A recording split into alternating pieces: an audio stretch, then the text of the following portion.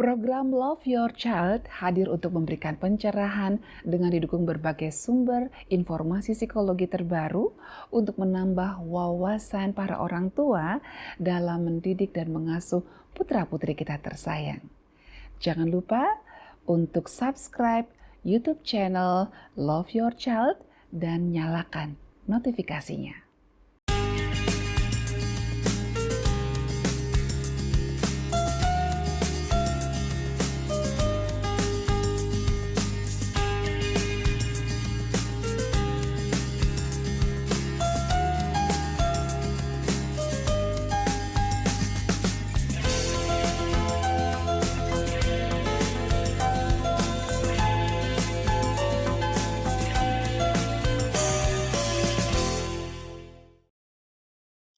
Shalom pemirsa Hope Channel dimanapun Anda berada.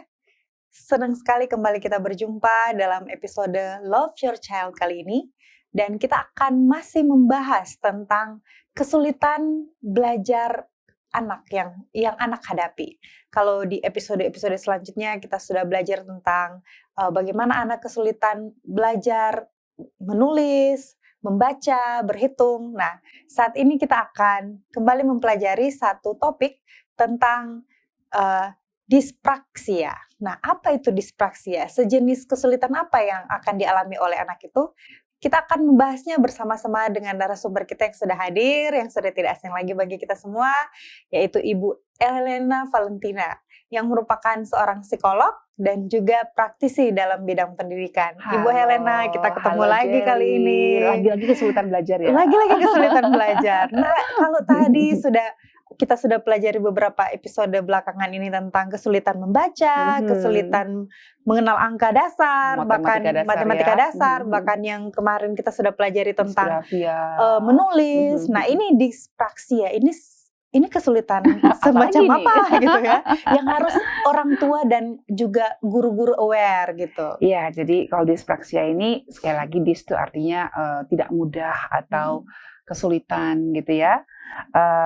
Praksis tuh praktek ya kan, atau bertindak, melakukan. Jadi kesulitan untuk melakukan atau melakukan tindakan gitu.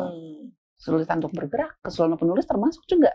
Jadi itu adalah kondisi di mana adanya gangguan pada koordinasi antara perintah dari otak dengan motorik kasar dan halusnya. Kurang lebih sama seperti grafia ya. Ya, tapi kalau grafia kan hanya motorik halusnya dan juga kemampuan dia mengurutkan ya.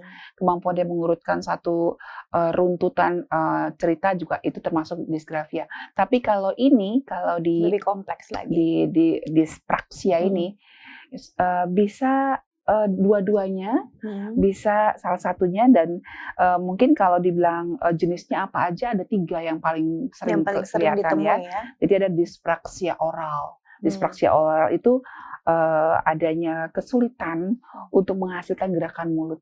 Jadi anak ini jadi susah untuk mengunyah, ya kan? Jadi menyebutkan huruf, misalnya menyebutkan mengeja, kemudian mengeluarkan kata-kata, mau ngomong aja susah nih. Mungkin salah satu yang kemarin kita sudah sempat ngomong juga tentang anak yang speech delay juga, kan ada salah satu faktor itu keterlambatan bicara. Nah, mungkin nah kalau ini susah menghasilkan gerakan mulut. Kemudian ada lagi dispraksia verbal. Nah, ini ketidakmampuan atau gangguan untuk anak menghasilkan bunyi, membentuk kata.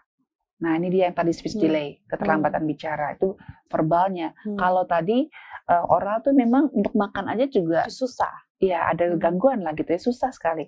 Kemudian dispraksia motor. Nah, ini ketidakmampuan bergerak atau mengatur gerakan sesuai dengan rencananya. Jadi misalnya untuk berjalan, dia mungkin terlambat jalan tuh. Anak-anaknya udah bisa jalan, yang lain sudah bisa lari-lari, dia masih jalan juga masih susah gitu ya. Mungkin ada juga anak yang nggak melewati fase merangkak karena dia susah sekali untuk melakukan gerakan itu. Jadi susah berlari, susah melompat, berjalan di titian gitu, susah gitu karena dia keseimbangannya terganggu sehingga membuat dia juga agak agak kurang nyaman bermain dengan teman-teman karena mungkin teman-temannya kesel, ya kamu mah salah terus nendangnya gitu kan. Tendang, dia maunya tendang ke kiri nih, Tapi ya tendang berbeda. bolanya kanan, ya gol bunuh diri deh gitu kan.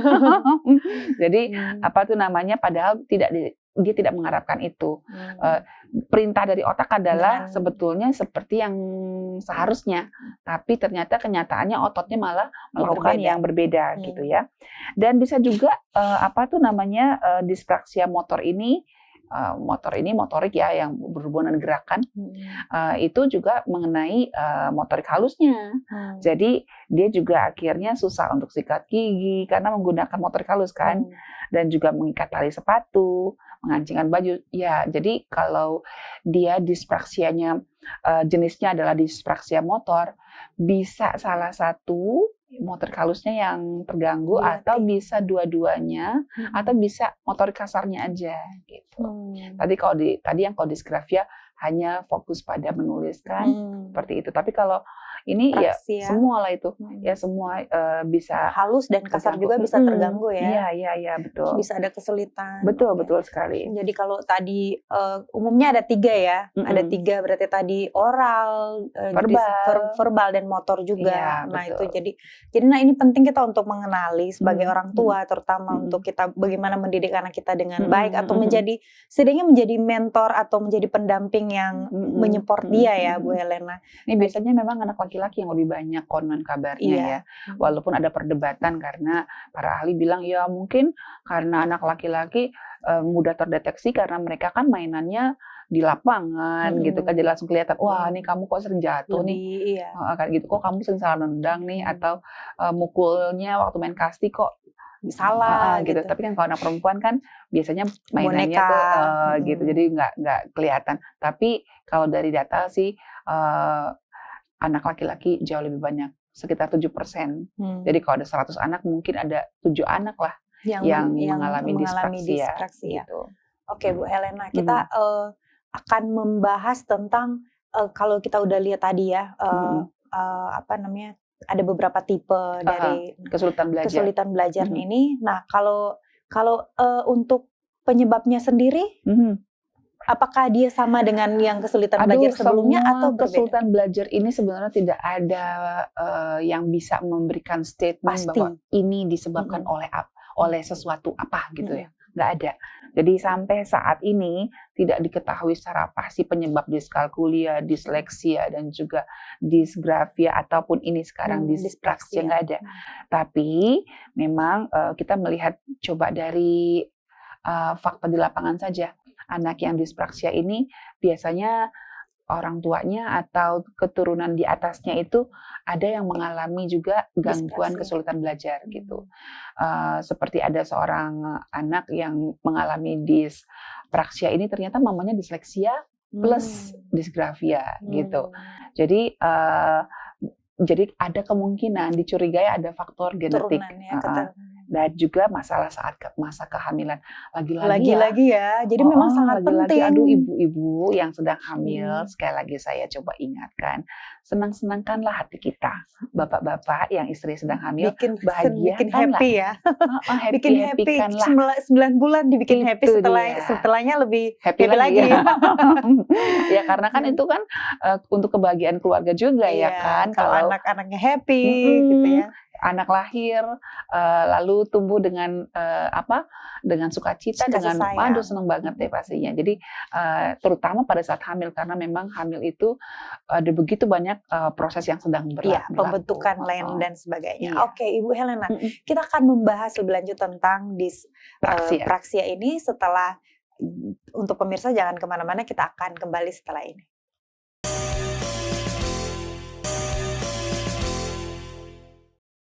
Kembali lagi kita di Love Your Child dan kita masih dalam episode kali ini mengenali kesulitan belajar pada anak dispraksia. Nah, sekarang ini Ibu Helena, kita seperti yang kesulitan belajar pada anak sebelumnya itu, kita harus tahu kira-kira yang menjadi ciri-ciri atau tanda-tanda biar kita sebagai orang tua itu bisa lebih aware ya, bisa lebih tahu. Nah, kalau untuk dispraksia ini seperti apa Seperti gitu. apa gitu ciri-ciri dan tanda-tandanya? Apakah ada tulisannya dispraksia gitu kan? Iya, kira-kira. Iya, sebenarnya dari mulai bayi sudah bisa kelihatan sih. Jadi kalau misalnya kan kalau anak-anak usia berapa bulan ya? Ya setahun atau 10 bulan barangkali mestinya kan sudah mulai sudah bisa berguling ya kan? Mungkin sudah mulai bisa duduk kali ya? Udah 1 duduk tahun gitu. ya, sudah bisa duduk ya, merangkak, Udah jalan. berdiri, jalan bahkan ya sebagian ada yang bisa jalan. Tapi anak yang dispraksia enggak, mereka belum bisa duduk tuh. Bayinya ya belum bisa duduk ya, setahunnya belum bisa duduk. Terus kalau apa namanya disuruh ambil nih, coba kamu ambil, ayo ambil. Wah dia susah banget ngambil. Aduh, ini mau nangkep ini aja susah banget. Padahal deket nih, kesini gitu ya. Apalagi kalau bendanya lebih kecil gitu. Nah itu kita perlu aware. Nah misalnya kita kasih balok-balok gitu kan, disuruh jatuh terus, baru jatuh lagi. Nah itu sekali lagi bisa menjadi tanda ya kan. Lalu kemudian apa tuh namanya anak-anak dispraksia ini memang sejak dulu sering dianggap sebagai anak yang kikuk. Kikuk kayak gimana ya?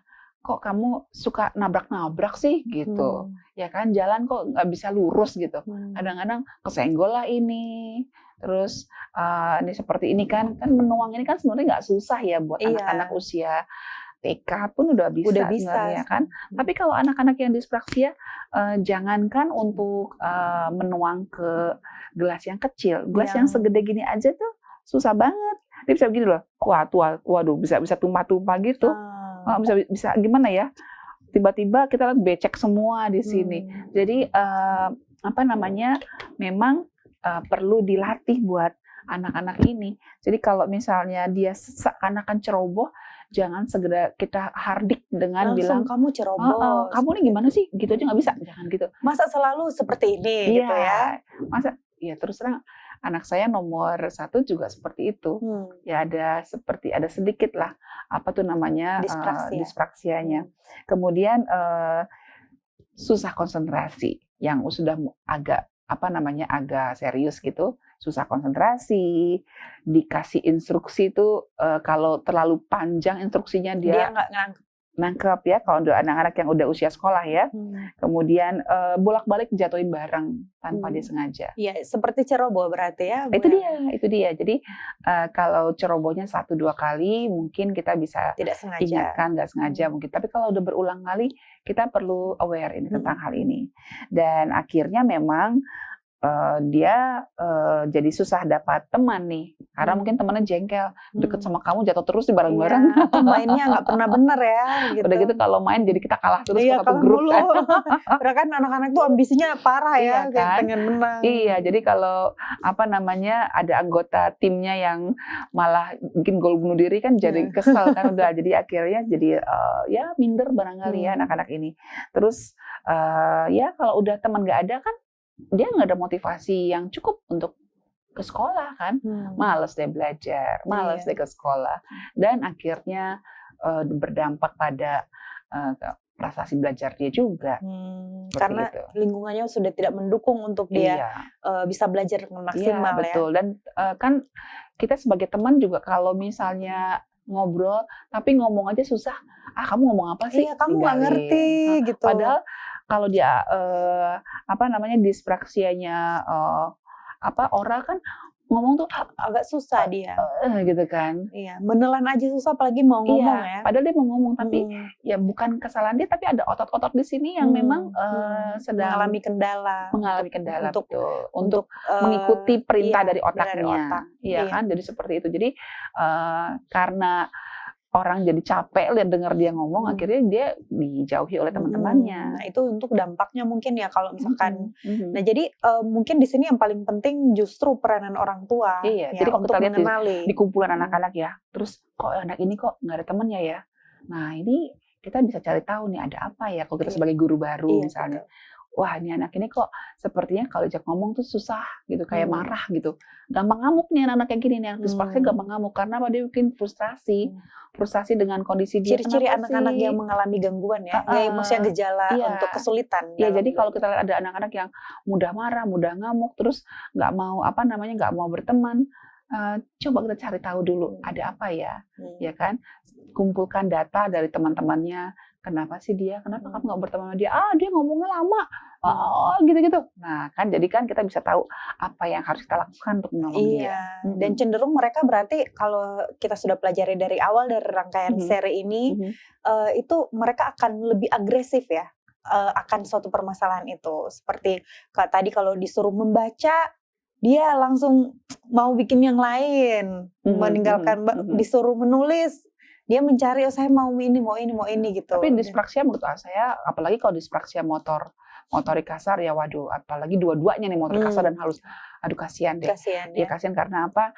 Dia mungkin mau masukin bola ke basket itu keringnya tuh sering mencong padahal dia sudah fokus banget untuk bisa masuk gitu. Iya, dan jadi kan dia bisa merasa seperti orang yang nggak berguna, minder, orang yang nggak dihargai, seperti itu kan. Jadi bebannya cukup berat lah untuk anak-anak dispraksia seperti ini gitu. Untuk kita orang tua kita benar-benar harus melihat itu supaya juga untuk penanganannya bisa lebih tepat dan lebih cepat, lebih baik seperti itu. Jadi kali ini juga mungkin selain dampak yang Ibu Helena sudah bilang tadi, mungkin ada dampak-dampak tertentu lagi? Dampak yang lainnya tentu saja memang dia perlu mengenali apa sih kelebihan dia gitu. Karena kalau enggak jangan sampai dia jadi salah memilih pekerjaan misalnya. Udah tahu dia dispraksia, tapi dia malah bekerja di laboratorium gitu. Susah juga dong. Dia waduh, sedikit, ya kan? Lalu disuruh bekerja yang berhubungan dengan apa sih namanya yang sangat harus presisi gitu. Karena mungkin orang tuanya punya ambisi barangkali ya. Nah, itu kan membuat dia jadi menderita di kemudian hari. Iya kan? Seperti misalnya apalagi ya menjahit kah gitu. Ya itu bukan yang tepat kalau memang dia punya gangguan seperti ini. Ya coba kita cari, kita gali apa sebenarnya kelebihan bakat dan minat dia. Kembangkanlah di situ. Dan bahwasanya dia perlu tetap belajar untuk bermain basket walaupun dia punya keterbatasan dalam koordinasi mata dan otot motorik kasar, tapi tetap bisa dilatih. Tapi memang tentu saja dengan support dan juga teman-teman yang dipilih gitu. Jangan sampai ditempatkan di lingkungan yang agresif gitu ya. Di lingkungan teman-teman yang memang sudah mendukung, yang sudah tahu, sudah mengerti dia. Jadi gitu. Tidak menganggap dia berbeda gitu. Pada akhirnya mereka sebenarnya bisa kok menjalankan tugas-tugas mereka, apalagi kalau mereka mendapatkan terapi ya, stimulasi dari dari ahli yang memang sudah terlatih lah untuk ini. Oke, Bu Helena, kita akan membahas lebih jauh nanti tentang bagaimana kita kira-kira untuk menolong, untuk menangani kasus-kasus untuk anak-anak yang mengalami dispraksia ini. Untuk itu, untuk pemirsa di rumah, tetaplah bersama kami. Kita akan kembali sesaat lagi.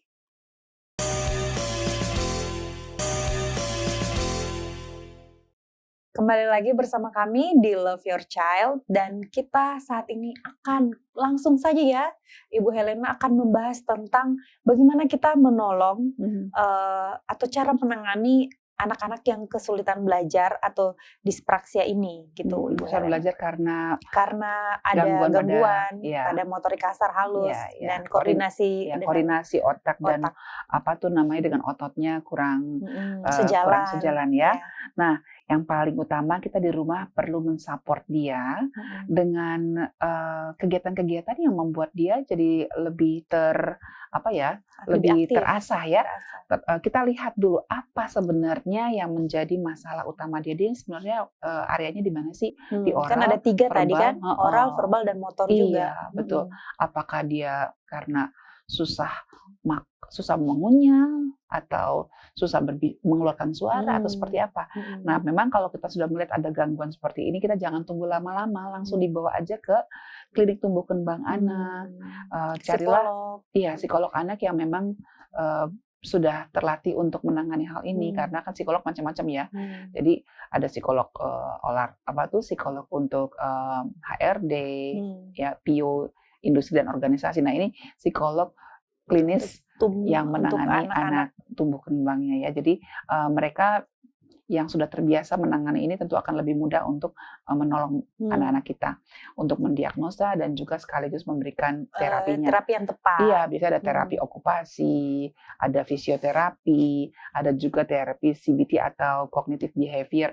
Itu untuk membuat anak-anak tuh juga bisa mengerti dan bisa menerima kenyataan yang dia hadapi dan bisa lebih bahagia menerima keterbatasan dia dan tidak melihat sebagai kekurangan tapi melihat itu sebagai keunikan gitu. Betul. Sebagai warna yang lain dari warna-warna yang ada kebanyakan gitu kan.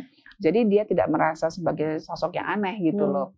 Dan setelah itu juga memang dari keluarga perlu berkomunikasi dengan lingkungan-lingkungan yang ada di sekitar anak seperti sekolah, mungkin tempat lesnya juga. Supaya mereka tahu dia ada kesulitan belajar dalam hal itu ya. Sehingga anak-anak kita ini janganlah dikasih kegiatan yang lebih kepada kompetisi gitu dalam hal motorik. Misalnya lomba berlari, janganlah. Dia pasti akan dan dia tidak akan bisa mengimbangi dan akhirnya jatuh-jatuhnya dia sendiri yang jadi tidak dia nyaman. Merasa kecewa dan akhirnya ditolak temannya. Akhirnya dia merasa frustasi, kan jadi panjang masalahnya. Jadi lebih banyak kegiatan yang diberikan oleh dia ini kegiatan yang tidak kompetitif. Iya, tidak kompetitif. Misalnya ayo berenang bareng, berenang bersama atau bersepeda bersama gitu. Tapi bukan sesuatu yang harus yang satu yang juara. Pokoknya jangan kompetisi-kompetisian sama mereka. Ini kan orang tua yang sudah berusaha. Nah, sekarang dari mungkin yang paling penting juga dari sisi pendidiknya nih, Bu Helena. Nah, untuk anak dengan kesulitan belajar seperti ini kira-kira untuk guru atau pendidik apa yang harus kira-kira mereka lakukan untuk anak-anak dengan kesulitan belajar seperti ini? Jadi memang kalau di kelas anak-anak yang dispraksia ini biasanya jadi korban bully kan. Sering korban bully, ditiru-tiruin lah gitu kan. Ketika ada pegang salah-salah, ditiru-tiruin gitu. Atau mungkin dijauhi dan sebagainya. Nah, guru kalau sudah tahu bahwa dia ada anak yang dispraksia, memang yang paling utama di pikirannya adalah dia harus tahu bahwa ini anak ini berkebutuhan khusus gitu kan. Kalau berkebutuhan khusus berarti mestinya perhatiannya ada dong lebih gitu ya. Jadi lebih dalam arti bukan selalu membela dia, tapi paling tidak dia dikasih perlakuan yang sesuai dengan kebutuhannya. Misalnya duduknya betul-betul dipastikan di setting di tempat yang sangat jelas untuk melihat ke papan tulis misalnya. Jadi jangan taruh di belakang gitu kan. Sehingga dia lebih mudah untuk bisa melihat, kemudian lebih mudah juga untuk bertanya karena kalau dia misalnya dispraksianya verbal kan itu bermasalah untuk mengeluarkan suara kan. Jadi kalau guru dekat, yes, what do you want to ask misalnya, kamu nanya apa nak gitu kan. Tapi kalau di belakang gimana? Dia mau ngomong aja kan agak itu susah. Dia betul. Kalau juga berisik di kelas, suaranya mungkin mau bertanya tidak kedengeran. Ya, terus dia juga perlu dikasih waktu lebih banyak, waktu lebih banyak untuk mengerjakan tugas menulis gitu kan. Terus kalau kita memberikan instruksi sama anak-anak yang dispraksia ini memang bisa berulang kali, ya kan? Karena kan dia harus menangkap ya. Iya, ini untuk menulis aja mungkin ada masalah sehingga waktu nulis biasanya tuh anak-anak dispraksia tuh diliatin tangannya gitu. Gitu ya. Nurut kayak sama aku, gitu kok nggak mau nurut sih gitu. Gini loh, saya kadang-kadang suka susah untuk menjelaskan tentang apa yang dialami oleh dispraksia kepada orang yang awam gitu ya. Tapi coba gini aja deh Jelly dan juga ibu-ibu atau bapak-bapak di rumah ya. Kalau kita misalnya disuruh meniru tulisan ini, tolong disalin dong, love your child. Mungkin mudah ya, walaupun ini ada tulisan huruf sambung ya. Lebih mudah kan, bisa tuliskan. Bagaimana kalau saya bikin tanda tangan? Tanda tangan yang ribet gitu. Agak sulit. Kita bisa nggak langsung tiru? Nggak bisa. Pasti kan kita mesti lihat baik, gimana sih? Oh ke kiri ya, terus ke kanan ya.